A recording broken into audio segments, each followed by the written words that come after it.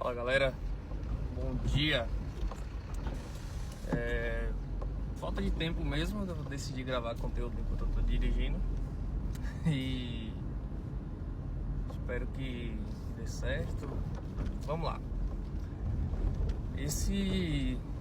Essa ideia surgiu principalmente depois de estar conversando com minha esposa sobre vocação, sobre vida. E eu me lembrar de uma frase que há muito tempo eu ouvi de um filósofo, essa frase, que uma vida bem vivida é um sonho de criança realizado na fase adulta. E a primeiro momento pode parecer que todos os sonhos de criança são fúteis, são efêmeros, são desconexos da realidade. Mas na conjectura que nós traçamos em nosso imaginário durante a infância, especificamente ali dos nossos 0 a 7 anos, é o que vai definir, vai nortear quem de fato nós seremos, as tendências que nós traremos, as potencialidades intelectivas e também as potencialidades traumáticas, né? É quando toda a nossa psique está se transformando e a razão ela vai ganhando foco. E eu refletia justamente isso com ela, especificamente no dia que eu peguei meu diploma, né? Para quem não sabe, eu sou economista, mas a título de formação acadêmica, o economista ele sai formado como bacharel em ciências econômicas, né? Um cientista. E eu sempre brincava quando criança que quando crescesse eu seria cientista. Eu era nerdzinho assim, óculos, dente torto, enfim, era o estereótipo que mais me agradava, que mais compreendia no meu imaginário. Hoje se fala tanto em identitarismo, né? Era o que mais eu me adequava tanto. O sítio do Pica-Pau Amarelo. Você era quem, Matheus? Eu era o Visconde, porra. Então, Maria, sai da frente, porra. Eu era o Visconde. Então, eu parecia, né? Tinha elementos, tinha próprio incentivo dos pais também que estudasse. Sou de uma família, graças a Deus, não tão pobre, mas humilde, né? Que a única coisa que meus pais me deram foi o estudo. Então, o ápice, desde a mais tenra infância, era estudar, era conseguir algo. Meu pai sempre falava assim: olha, dinheiro eu não vou deixar pra você, mas eu vou deixar aquilo que ninguém toma, eu estudo. Então estude, porra. Então, o estudar, depois de um tempo eu entendi que não era só a escola, né? Porque a escola me entediava pra caralho. Mas era aprender e aprender coisas verdadeiramente úteis, como a verdadeira filosofia, com princípios elementares. E da mesma forma assim eu busquei na graduação. A economia, ela enquanto ciência, ela é uma ciência muito antiga, tá? Os gregos já tratavam, os africanos também. Na Idade Média, a Igreja Católica ali na Nova Escolástica desenvolveu tratados de grande valia. Mas a economia ela ganha um status quo científico do século XVII, XVIII e como tratado de economia política. E depois, especificamente de Napoleão, tudo se torna política, né? Napoleão ele fala que todas as revoluções agora serão revoluções políticas, né? Quando limpa o Código Civil e tal, e todas as ações da vida humana passam a ser norteadas pela política.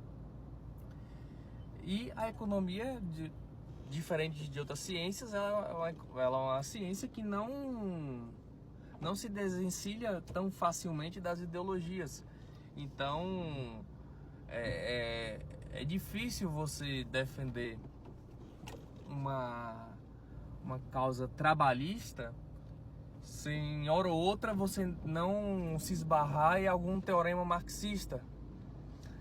É difícil você defender alguma causa da livre concorrência sem hora e meia não se esbarrar em algum teorema ou postulado ideológico liberal. E tá tudo bem, tá tudo bem. A ideologia, ela não corresponde à realidade, mas corresponde a recortes da realidade. E o parâmetro que faz com que nós apreendamos a realidade é fazer justamente essa coxa de retalho com que os pensadores observaram uma área específica da sociedade sob determinadas condições. Na economia na física tem, desconsiderando o atrito e tal, tendo gravidade igual a 10 metros por segundo ao quadrado. Na economia é o ceteris paribus, tudo mais se mantendo constante, tá? Ou então com todas as informações acessíveis a todos, etc. E vai se fazendo ensaios. Então, diferente de outras ciências, o grande laboratório da economia é a sociedade. E a única forma de se testar isso, pelo menos antes dos modelos matemáticos, é através de computadores quânticos que a gente já tem hoje, que é permissivo tentar alguns modelos, era aprovando políticas econômicas, fazendo revoluções e tal. Então, nessa cachaça aí que meus pais desde cedo me incentivaram a beber, assim eu me formei, assim eu cresci, assim desenvolvi minha formação. Não acredito que hoje eu sou um economista de uma escola ou outra, mas eu acredito que todas as escolas têm o seu grau de importância, certo? Tem alguns ícones controversos entre si que eu admiro muito, entre do Ivan Mises, Inácio Rangel, Celso Furtado, o próprio Lord Keynes que rivaliza. Por que não um Karl Marx pela sua importância na análise sociológica, ainda que diversas críticas, tá? A vida, a história, ao que provocou. Mas eu acredito que a ciência é isso. A ciência está para além de toda essa polarização que nós vivemos em nossa sociedade, especificamente a brasileira. Está para além de toda a polarização que a gente vive no mundo hoje, toda a mácula anti-ciência. E por que não a economia seria diferente, né? Ainda mais no contexto hoje de inteligência artificial, de revolução industrial, novo tipo de revolução industrial, né, que a gente vive hoje.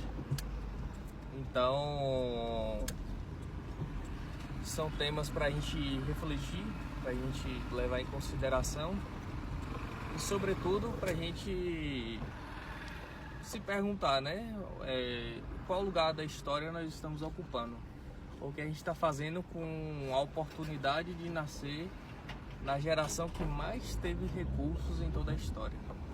Então, vou começar a gravar esses vídeos aqui, soltar nas redes sociais. E quem quiser assistir, assista. Quem quiser curtir, curta. E vamos lá. Fiquem com Deus. Tenham um excelente dia. Bye, bye.